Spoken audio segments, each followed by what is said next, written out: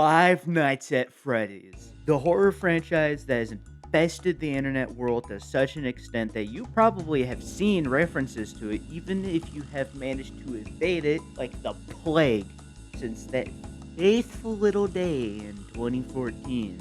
This is a series that has been going on for a decade, with a story spanning multiple games, books that aren't canon to the games, books that are canon to the games, a couple spin-offs nobody really talks about, and Security Breach. Did you hate the idea that much?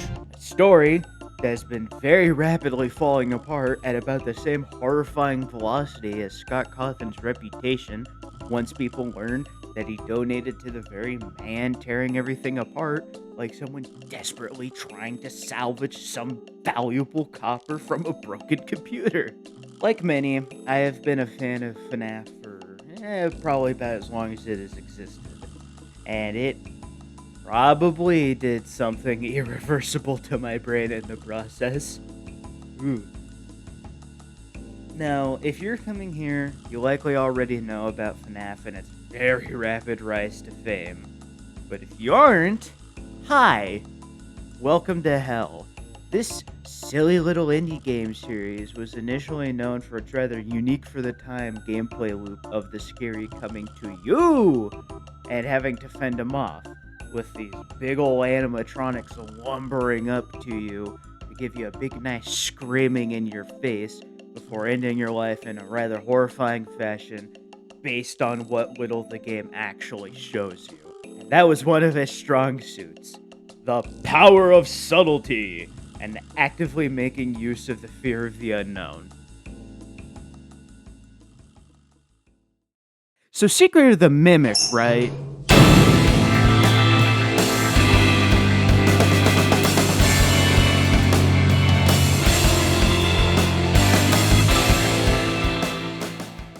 Secret of the Mimic is the fourth installment of what is essentially a second wave of FNAF games. That wave including Help Wanted, Security Breach and the Ruin DLC, Help Wanted 2, and of course the subject of this video. The reason why I call it a second wave is mainly because there are pretty few distinct differences between these and the original 6 games. Such as the higher budget, the focus on a sort of new narrative that happens to be a good bit more linear than the original 6. And of course, the big thing of the games being made by a completely different studio. Secret of the Mimic, being the most recent game in that lineup, continues the story that left off on a cliffhanger in Ruin. Or at least it would if it were a sequel. Because it's not. Secret of the Mimic is a prequel game. But what, you may be asking? The entire timeline.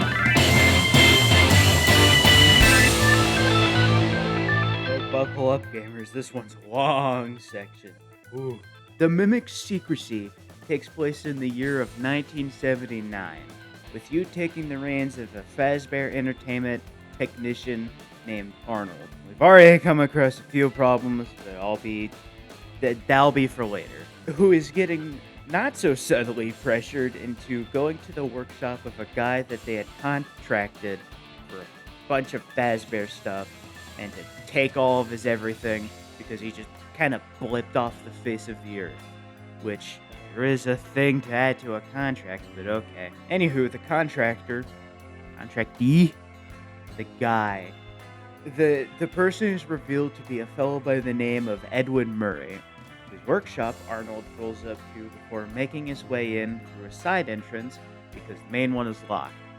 And, you know what? I think it's better if you just see what happens upon getting to the workshop, because I don't think I could properly describe it. Welcome, potential buyers, to Edwin Murray's Costume Manor, the leading powerhouse in costume entertainment and carnival game technologies. Woo! Come in and see what Murray's can do for your carnival, amusement park, midway, or fun fair. This client tour will show you just what I'm capable of. Get ready to be amazed. Don't forget, Every one of my creations are available for purchase or lease.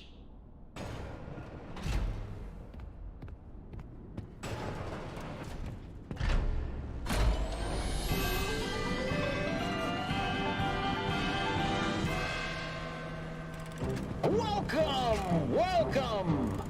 The show's just begun! There's so much to be done! You want to be here to stay? It's a one-of-a-kind fantasy workshop where you'll quite simply be amazed!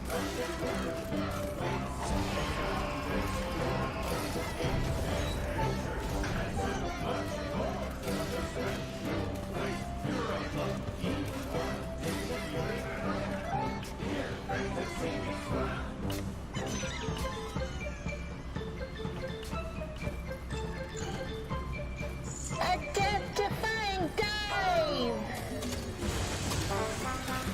Hit it, Mr. Octopus!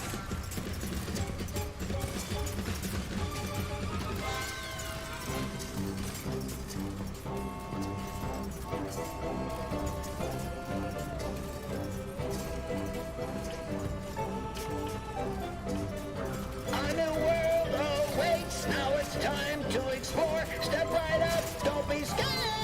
It's time to open the door. After that experience, Arnold makes his way around a maintenance area to get into the loading dock location space, where there happens to be an office that will act as the sort of pseudo hub of the game. Here, contact with dispatch, as the game calls them, is regained, and Arnold is given his first task: get the power in the area up again via this little power room that he happened to shuffle by on his way to the office. With that task done, it's now time to begin the actual major task at hand. Make use of this strange device to explore the costume manor, find these big computer things and shove the device into it to upgrade it. Rinse and repeat until you eventually gain access to executive clearance to get to Murray's own office to snatch up all of his schematics and stuff, which also includes the blueprints of an active and very hostile mech that has the tendency to mimic the behavior and characteristics of the costume it enters. Like that one. After dancing around the mimic, Arnold moves on up to the second floor to seek out the first upgrade station that he needs to find. Luckily, it happens to be in a little side room that he explores while trying to find a crank handle to progress through the building. A crank handle that he does find connected to a totally inconspicuous box that houses the Jack-in-a-Box-esque character, Jackie. Wow, that's that one thing that's in like every trailer for the game. Wow! Now with crank in hand, Arnold is able to continue through the second floor and meet probably the best character in the game, only to get jumped by Jackie while trying to boot up a backup generator for a door. Fortunately for Arnold, Jackie decides to literally throw the digityper through a wall, providing our overworked technician with a means to escape. For like 5 seconds, as she rolls back up as he is trying to work his way back up and out of his little maintenance area, and promptly initiates a chase sequence. As most chase sequences go, this one is relatively short, with Arnold scrambling across some catwalks and crawling under some grates, and eventually slamming a massive metal door down onto Jackie that instantaneously breaks her face and makes her lose her nose. Then he escapes through some fence, of which Jackie somehow suddenly approaches from somewhere ahead and causes it to collapse, dropping Arnold back into the dispatch office. Wow. Now, before we move on, I'm gonna have to ask you to look that you make sure to have a nice, delightful beverage or a delectable meal with you, because I have no idea how long this video is going to wind up being, so it's better to be safe than dehydrated or hungry, you know? Not letting a tiny bit of falling not letting a tiny bit of falling through a ceiling stop his quest, along with the fear of getting his van repoed and his pay docked. Arnold makes his way back to the welcome showroom to get to the showrooms, which is where the next upgrade station is. After resetting the welcome show in order to gain access to the part of the building that leads to the showrooms, Arnold makes his way to the elevator, and it's not working. Arnold makes his way around back to find a costume head forcibly wedged into the gears that allow the elevator to move. But with the help of this helpful thing, he learns that the floppy disk that helps guide staff through the repair process is on the other side of the lobby for some reason. The lobby that the Mimic is now actively roaming around in.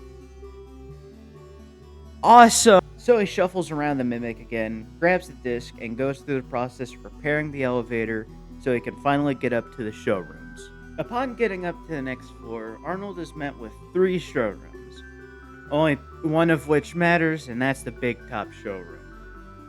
However, in order to get to the showroom, Arnold has to get the power up and running again through this conveniently placed pipe puzzle that is present on every major power thing in the costume manor. Once that's done, he gets the chance to play some carnival games and gets to spin the prize wheel in the back of the room. None of the prizes really do anything aside from the grand prize, so the goal is to get that. So off to play some games he goes, and oh, the power went out.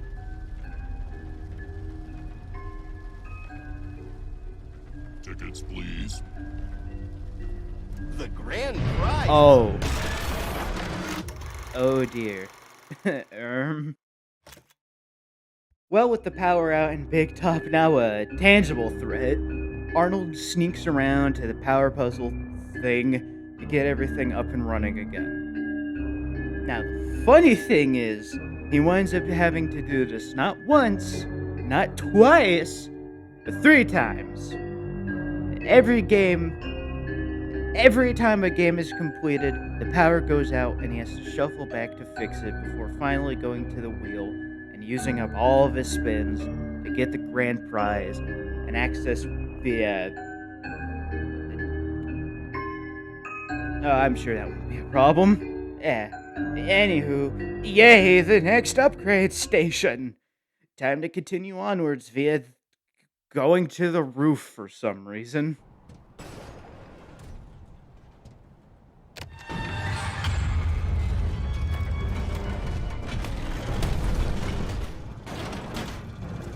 I now see why the game demanded Arnold to go onto the roof. Sometimes the rule of cool demands a set piece befitting of a decently alarming sequence initiation.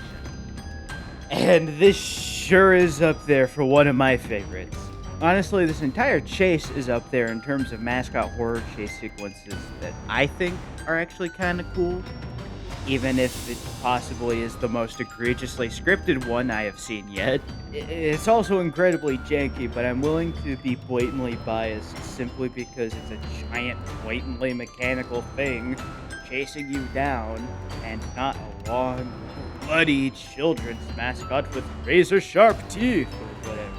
It does end in the typical mascot horror falling into the void trope, though. But the previous chase ended in a similar way, so, you know. Micro-tangent aside, it's time to head to the theater to get the second-to-last upgrade station. But in order to get there, Arnold has to go through the workshops. It's here that Arnold comes to the interesting discovery that in order to get to the theater, he must be wearing a suit. And not just any of the million billion suits littering every square inch of this place. No. He must wear a spring lock suit.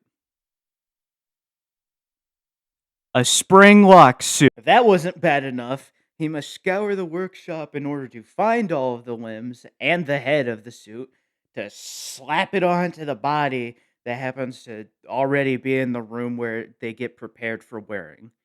So you know what that means! Once the suit is put together, Arnold is able to finally move up into an in-between area where he is forced to find another one of those power puzzles to get the lift working again while the mimic roams about as per usual. Then he goes up, scrambles about the remains of the backstage portion of the theater to clear a path for the suit, while Edwin's tour voiceover yammers about a theater production that can be done entirely automatically with presets and everything, which sure sounds like our current hellscape ruining the arts now, doesn't it? Oh, also this happens. Remove the talent.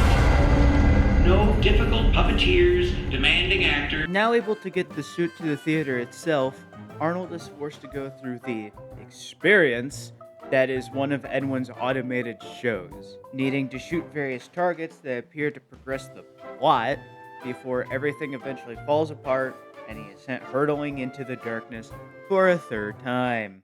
And with a change of scenery befitting of a chapter-based mascot horror game, Arnold comes to within the doll hospital, being met with the automaton mascot of the location, Nurse Dolly, who lets him know that he is going to be blended up into a fine paste and then cleaned out of the suit like a stain after the 4,625 other tasks needing to be done get done first.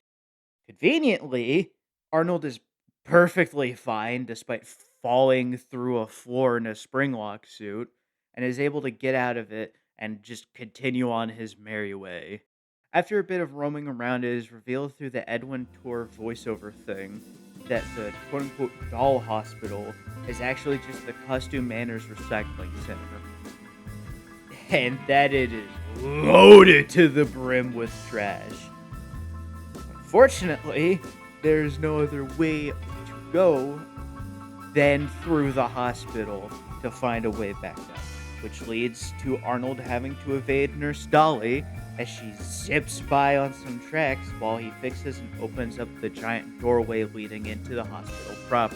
And in that relatively short time where you can't see the door on the way to it, the mimic manages to rip Nurse Dolly from her track and put on the outer shell to hunt you down. Because video games. But because he just got here, Arnold manages to just barely escape being chased down by the mimic again, entering what is basically a giant furnace, and learning that the elevator leading out of here is completely locked down until a bunch of trash chutes get their dose of the Monster Inc. trash cube. So, he gets to it, all the while avoiding Mimic Dolly. Oh yeah, also during this venture, Arnold finds the 5th upgrade station. It just kind of does that in the midst of doing chores, so that's cool. After spending what feels like a million years in the trash zone, Arnold is finally able to go through maintenance to finally dispose of all of that trash in order to unlock the way to the power reactor, which is apparently where the elevator is, for some reason. On the plus side, in doing so, he gets to pelt the mimic with a bunch of trash before dropping it right into a vat of literal lava, so that solves that issue, I guess.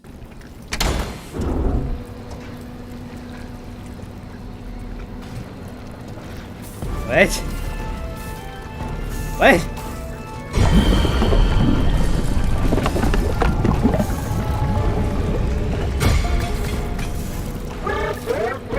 Oh well, time for another chase sequence that is actually incredibly short.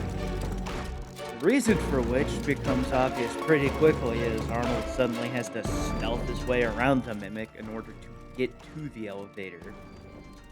Which, you know what, he's able to do pretty decently. Yeah, the elevator breaks down for a moment once he actually gets in, but that's nothing a little bit of manual repair could fix. And then Mimic Dolly body slams the elevator from above somehow and forces him to repair the elevator again, this time cranking the speed up to max. This, of course, causes the elevator to rise so quickly that the Mimic is forced to dip before it can get crushed between it and the ceiling.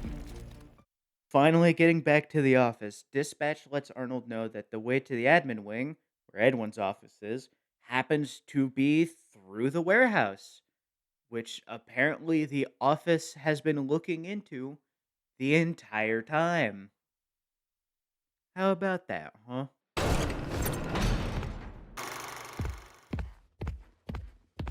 You know, I would question the logistics of that, but I'm just gonna save that for later. Anywho, in order to get to the admin wing, Arnold has to bring power back up via yet another power puzzle. But this time, he has to scrounge about the warehouse like a little bug to find all of the missing panel pieces, all the while avoiding Chica, of all things. Then he has to maneuver around a bunch of reset float bits that would probably be enough to count for several OSHA violations on their own.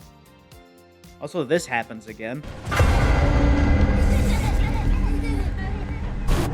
Upon making it to the admin wing, Arnold gets to meet this thing that very quickly asserts itself as the local stalker enemy alert system.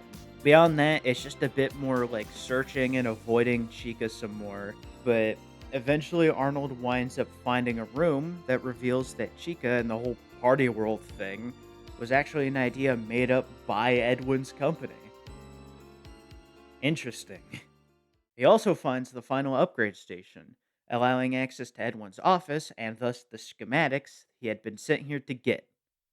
The schematics wind up being in a surveillance room off to the side for some reason, but whatever the case, he still gets a hold of them, only to nearly be jumped by the Mimic, forcing him to escape through this vent into the tunnels of the Costume Manor.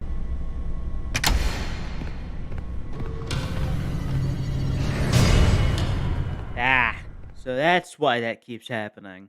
Arnold is now forced to traverse a series of incredibly dark rooms while evading a giant white tiger that teleports about the place inexplicably. Eventually, he has to navigate an incredibly claustrophobic series of tunnels while trying not to run directly into the thing. Thankfully, the venture isn't too terribly long, and eventually is able to get out and find another way back to the office to finally wrap things up and go home.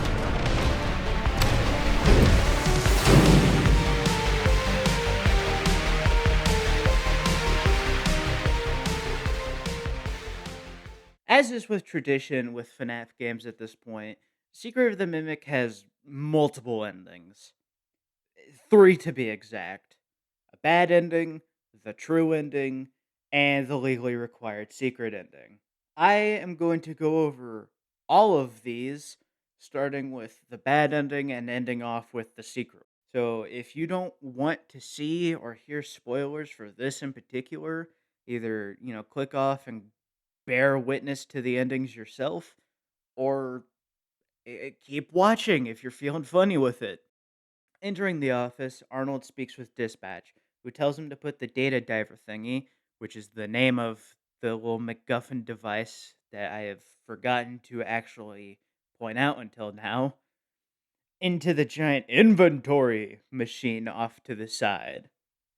This will supposedly bring the device straight to the company, somehow, but the logistics of that don't matter as Arnold is finally able to end his now 40-hour-long work shift. So he gets into his van, which for some reason is parked inside one of the docking bays, and heads out. And then this happens.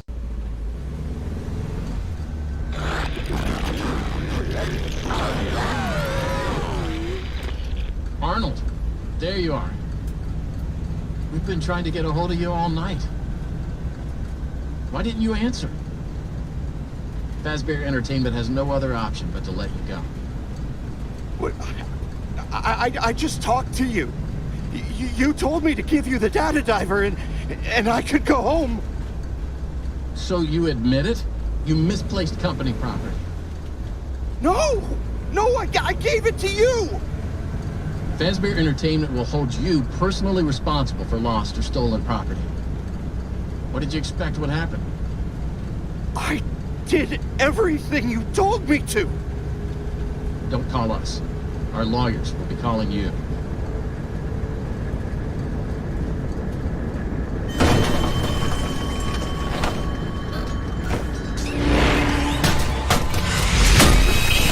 So this ending alone teaches us something kind of important that will be elaborated on in the next ending.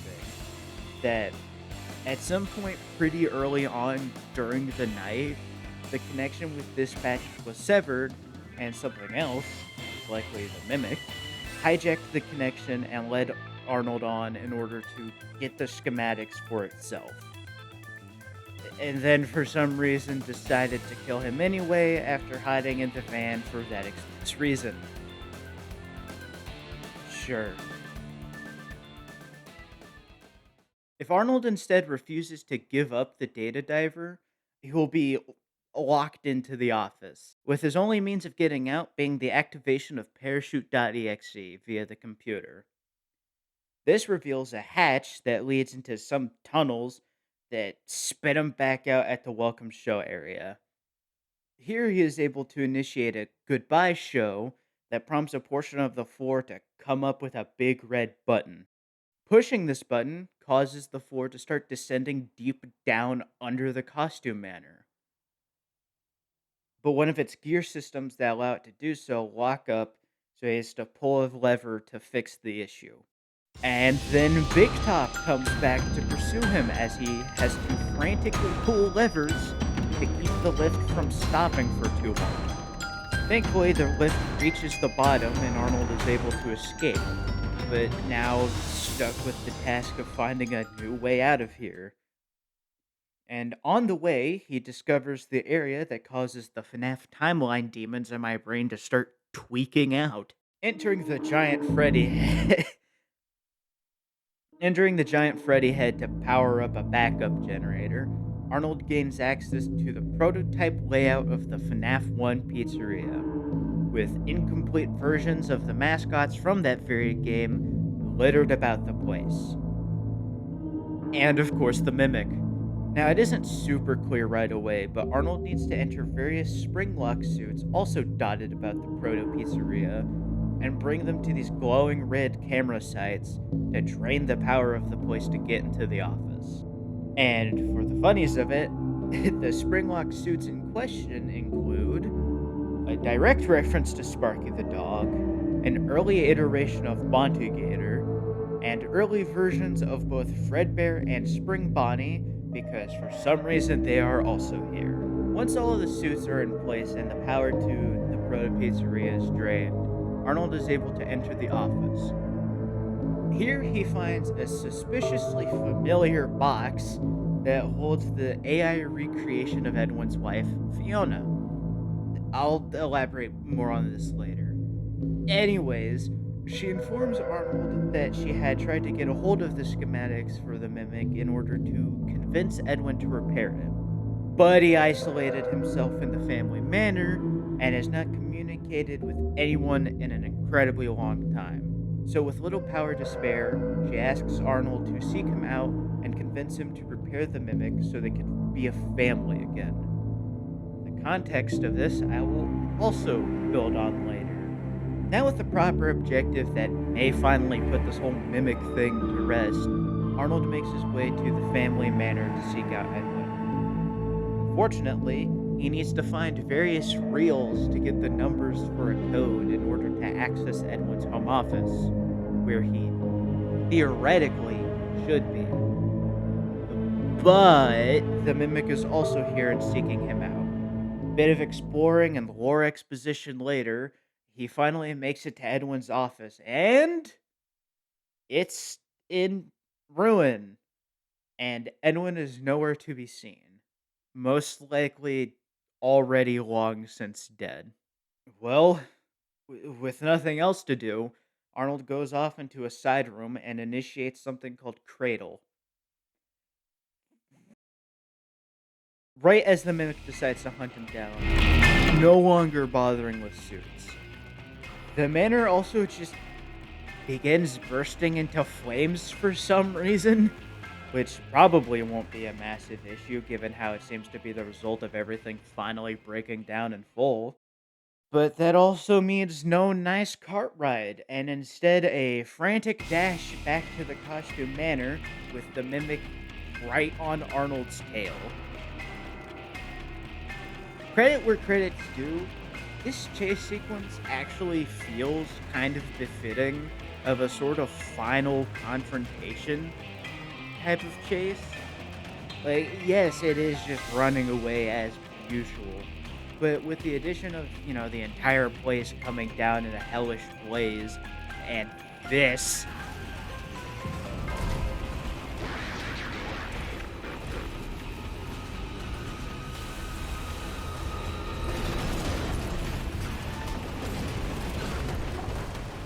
It's just, it's neat.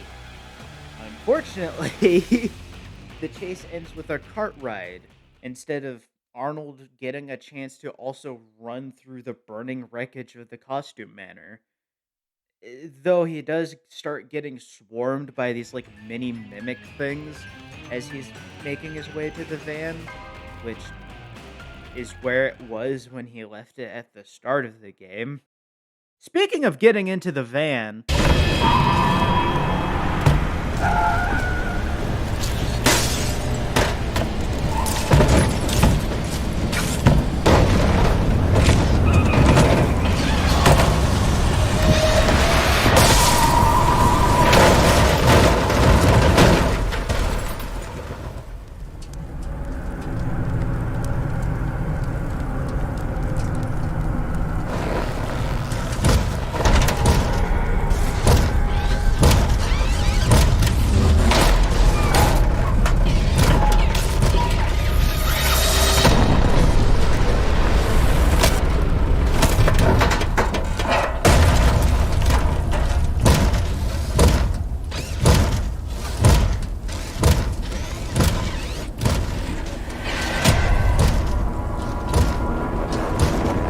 honestly, the ending does decently enough for being the true ending of the game.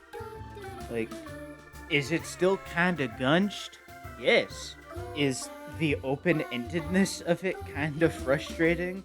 Knowing that this is like a super mega ultra prequel? Also, yes. But regardless of that, it works. Simple as that. It works. Yeah. Okay, so this ending has a whole bunch of prior stuff that needs to happen in order to access it, just like any good old FNAF style secret ending, right? In this game, it is the ever iconic act of gathering collectibles scattered across the costume manor. And there's I think 30 of them in total. And you could pretty reasonably get all of them just by putzing around as you play the game. Except for 2. The first of those 2 items, a certain iconic ball, can be found after finding a way into the Storytime showroom, where you can find a way down into a strange maze that has yet another power puzzle. You gotta go through the maze while a giant moon man thing hunts you down to find the missing pieces of it, or of the power puzzle. Solve it, and then get the ball that is within the giant head that was locked behind said power puzzle. Boom. That's one down. The second item requires you to beat the game at least once. Then you gotta enter New Game Plus, because for some reason this game has that. And there will be a new gift office in the box. And there will be a new gift box in the office. This holds a plushie version of that giant white tiger that was lurking about in the tunnels a while back. With all the items acquired and shoved into the inventory machine, you then need to play through the Moon.exe program, which takes you through a whole micro game that you gotta futz around with until you reach the end. Once there, you get access to a 7th upgrade station that gives you the glitched access upgrade. Only once that's done can the secret ending actually be accessed.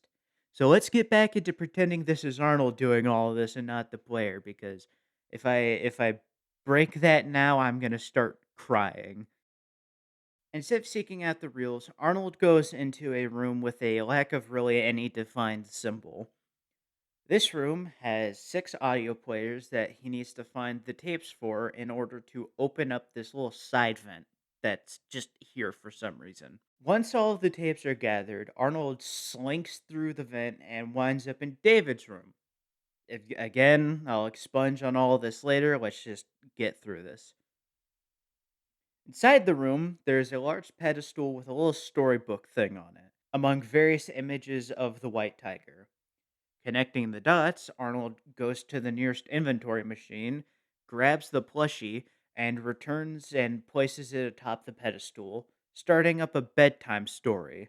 This also wakes up the mimic, who now is just in the closet for some reason. Instead of attacking, however, the mimic shrinks down to the size of a small child, only really moving in for the attack whenever the story comes to a pause. In order to survive this, and by proxy essentially hold back the mimic, Arnold must push the correct buttons that align with the animals on this tapestry present in the room. Each time the correct button is pressed, the story continues and the mimic reverts to this childlike state.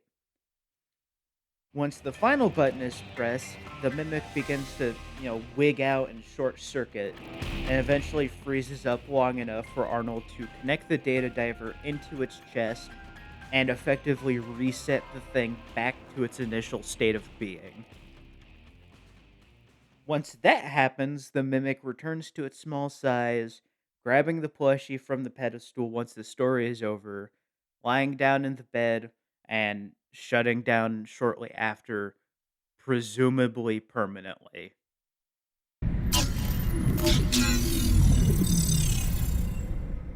And that's all of the endings.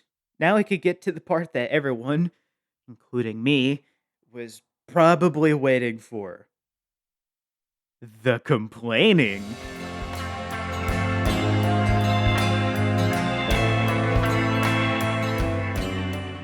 I'm going to start off with the gameplay because that's an important part of these types of videos, I think.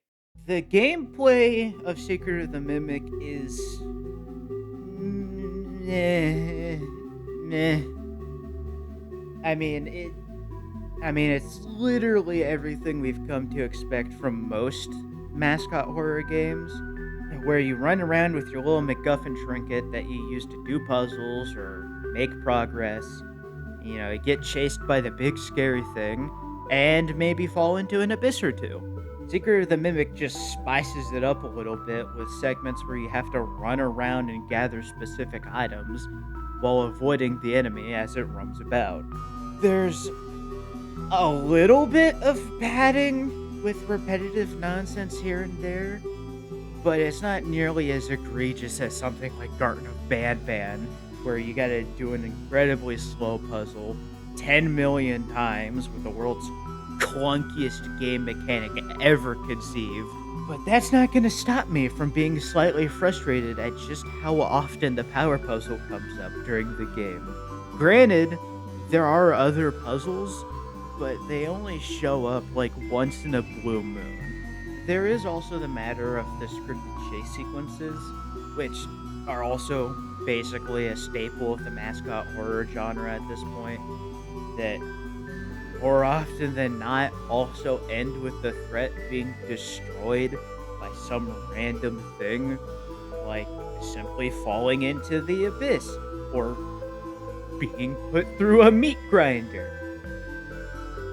And that just frustrates me, because there is potential for something more interesting than the back and forth of walking simulator, puzzle, and chase sequence as seen by the rooms dedicated to the mimic roaming around to seek you out alongside the Molten Dolly stealth sequence, which I actually, now that I think about it, I don't even know if you can count because it is also incredibly scripted. This kind of leans into a tangent I want to go on regarding the Mimic in general, where the Mimic itself feels like such missed potential with how it was handled. Like, there are the pieces for something really neat that would have made it more of a proper stalker enemy and an active threat throughout the entire game, instead of just certain rooms and chase sequences. If you didn't already know, the Mimic effectively exists on a timer where after it's active in one suit long enough, it will despawn and a different suit will activate to give the impression that it has just swapped costumes. Which, of course, implies that every single standing suit is just a Mimic waiting for its turn to wake up, because game mechanics, but also, it's just kind of a neat little quirk, you know? Now, I want you to imagine that, but instead of it only existing in specific rooms, it can roam around the entire manor, since there are costumes literally everywhere. And sometimes it will exit the suit it's currently in to go find a different one, providing the chance to run into it between those states where it's faster because it's not being held down by a clunky suit. Something that is shown to be the case by it being stupidly fast in the Proto Pizzeria and the Murray Manor. Like, have that be the case, say for, the few times where it needs to be in a specific suit for the bigger sequences. And that would have been a really cool and honestly kind of alarming enemy to have for this game. Instead, it is just instant transmissioning into whatever room it needs to be for certain sequence events, even if it calls into question the logic of how it even got there at all. And there are several examples of that in the game, such as it getting to the Nurse Dolly suit fast enough to tear it off the track and get into it as you round a single corner, or it somehow managing to get into the storage box holding the first elephant costume we see it in at the beginning of the game. And the same thing with that, but with the Chica suit instead. Or it managing to get into the admin wing before you while still in the Chica suit, which has wheels on it.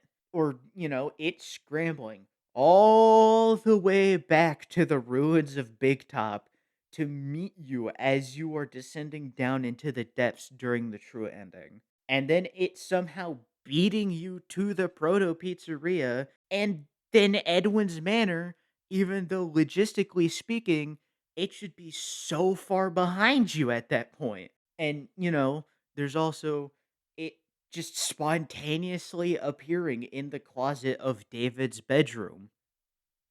And, of course, and probably most egregiously, this absolute nonsense.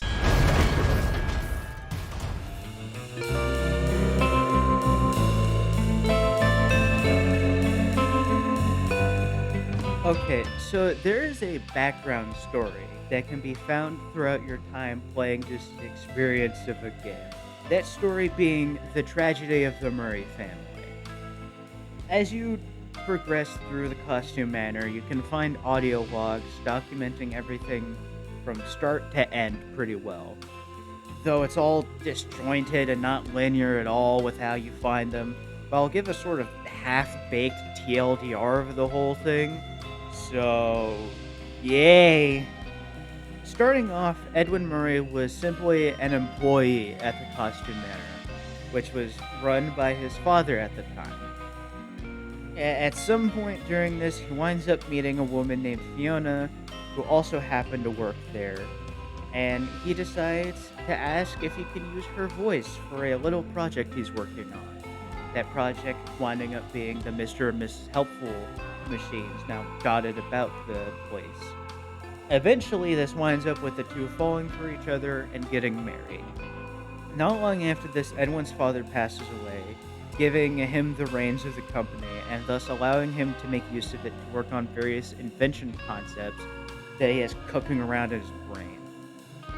Around that time as well, the Murrays wind up having a child that they named David. It's all nice, it's all chillin', things are looking good. However, Edwin starts getting a little too absorbed in his work and starts to grow a bit more distant, focusing more and more on his little projects instead of his family. Interestingly enough, this doesn't really put an insane amount of strain on the family from what little we do get to see. But what does is when Fiona winds up going to help some MCM employees prepare for something called Fall Fest, as she winds up dying in an undisclosed accident there. Edwin starts spiraling pretty well as he now has to handle the grief of losing his wife while also having to take care of David on his own. And how does he wind up coping with this fact? By creating the Mimic program, of course! He winds up developing an AI that can learn from what information it is fed, allowing it to accurately mimic whatever said information was.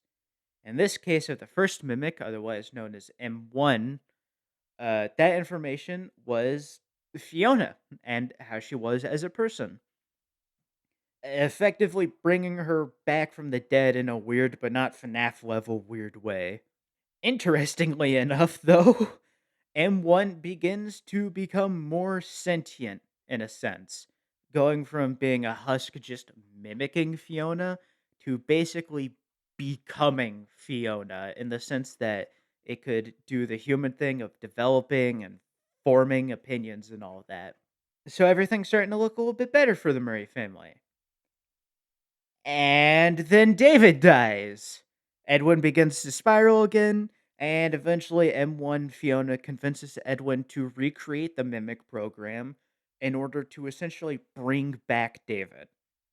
And after a lot of trial and error, it works. A little too well, actually. See, the second Mimic, also known as M2, didn't stop at the initial stuff it was fed like M1 did. Instead, it just kept absorbing information like a sponge and mimicking the mannerisms of everything it saw. Which, when you mix that with a grieving father who was starting to go a bit crazy because of the stuff happening at MCM, that can be a bit of an issue. But before we get to that, I should probably explain what was happening at MCM before getting to the final part of this little story. Essentially, the company was starting to just bleed more and more money as Edwin kept coming up with more and more ideas and making all this stuff be in production all at once. Along with that, he had decided to partner up with Fazbear Entertainment to begin the process of concepting up mascots for a pizzeria, with his wife being the one leading the design process. However, a specific person co-owning the company kept pulling back and requesting design changes, which, eventually led to the startings of the animatronics we see down under the costume manor. And at some point during all of this, Edwin catches on that his employees have been selling off designs and blueprints and such to someone else. He crashes out over it horribly and just casually commits mass theft because, that's a reasonable response. And while all this is happening, that certain co-owner is poaching employees from MCM, effectively trying to bleed the company dry and let it crumble because evil, I guess? Now back to Edwin tweaking out because the M2 thing, right? Eventually he loses it over M2 mimicking both his son and himself, ending up with him beating the machine and tearing its legs off. This winds up being a problem as M2 absorbs this violent behavior like a sponge and eventually turns it back around on Ted. I'm not sure if it's ever really explained what happened, but after MCM basically falls apart, Edwin shuts himself away in his manner and just kind of sulks. And then his office just explodes, I guess. And M2 watches as he tries calling for help until he eventually, kicks it. It was probably a really scuffed explanation of the Murray family tragedy, but also it was like 3 in the morning when I wrote this, so be nice to me.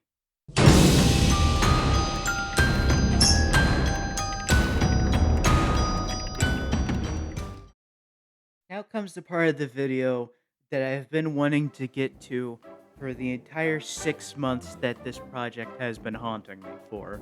For a lot of the stuff that this game holds, my opinion generally middles out into a vague feeling. Like, there are things I enjoy, and there's things I find really stupid. And it's just enough to mostly cancel itself out. The lore implications, however, cause that often dormant part of my brain that is incredibly autistic about this stupid or series to start wigging out with the severity of an analog horror character writhing around in a corner. First thing out the gate, the game takes place in 1979. Not too bad on its own if it wasn't for the fact that Fazbear Entertainment is already a large enough scale company to have multiple technicians going all over the place, being worked to the point of filling a 40-hour work week in a single shift, which just kind of leads into the whole thing of them just being a comically evil and unpleasant company before even the point where Fredbear's Family Diner was really a major thing. And once you remember that the diner was essentially the first place and was the spot that Fazbear Entertainment got its first little steps in, you start to realize the issue. There's also the fact that the game brings in 2 new inciting incidents into the timeline. Initially, it was the missing kids incident, and then it was the bite of 83, and now it's Fall Fest and the death of David Murray. Which makes me wonder, why do we keep going further back and adding new prior stuff and just wedging it in with everything else already established instead of letting the Mimic storyline just be its own separate thing? But to be fair, I guess it isn't that big of a deal in the grand scheme of things. It still bugs me. It bugs me just about as much as the reveal that everything Fazbear Entertainment has supposedly created was the work of a completely different person, and not the works of Henry Emily and William Afton at all. The Springwalks? Murray. The Freddy and crew designs? Murray. Chica's Party World? Murray. Every single character that has popped up in this godforsaken franchise, aside from maybe the Funtime animatronics, were all originally works of MCM. All of it. Also, there is no secret of the Mimic to be found in the game! We already know the entire deal with the Mimic because it started off as something that existed exclusively in the books. And it only got pulled into the games because Scott is dense as a brick and decided to not tell Steelwool what the intended story of Security Breach was supposed to be, leading them to fumbling the ball so bad that they had to drag in a new antagonist out of nowhere with the Ruin DLC. All this game's story does is further complicate an already insanely convoluted storyline that keeps getting more nonsensical with each game, book, movie, whatever else, because Scott is a hack storyteller that can't even keep the designs of major characters consistent between multiple fucking games. But by far the worst offense this game causes, not only to me on a pointless and incredibly petty level, but also to the very thing its predecessor popularized, is the fact that the game isn't scary. Like, fundamentally, this is not a scary game. Yes, it has jump scares, and there is something actively hunting you down, but that all falls flat when 90% of this game takes place in decently lit areas, and almost every instance of the mimic is in a giant, doofy costume that doesn't even properly trigger the uncanny valley effect because of that lack of darkness. There's also zero subtlety with anything that is going on. Like right from the get go, dispatch tells you to your face that there is a threat in the building and actively explains in detail what it does and how it goes about doing what it does before you even properly see it for the first time. And when you do see it, it's in what is essentially a clown costume. The only time this game is actually scary is during two specific sequences: the tiger section and the moon maze. The tiger sequence pits you against this ethereal white tiger costume thing that stalks you in an incredibly vast yet dark area, teleporting around just inexplicably before you are forced to navigate incredibly tight corridors while hoping you don't bump into it. And the moon maze puts you in an admittedly less cramped space, but it is still incredibly easy to lose track of where you are. And the moon itself not only glows, alerting you when it's approaching, but it also doesn't even have the same movement audio as the mimic itself. So you subconsciously become unsure of what that thing even is. It's weird, it's freaky, and there have been people online saying that those segments are the scariest FNAF has been in literal years. Ugh. At the end of the day, I think I'm just frustrated with the direction FNAF as a franchise has gone. Is it something incredibly silly to get so aggravated and passionate over? Probably. But this franchise has been a fundamental part of mine and multiple people's experiences growing up. Eh, like, that little indie game made out of a deranged passion that came from someone calling Scott's previous game uncanny unironically sparked something massive in the internet. It brought forth a whole new perspective on how horror games, which up until then were mostly you going to the monster, could be scary. Hell, it spawned an entire subgenre that has consumed the internet like a virulent plague that is now just another part of a subgenre that went from weird passion projects to overly bright and colorful horror experiences where you just walk around until a scripted chase sequence happens, with it usually ending in the threat being permanently dealt with.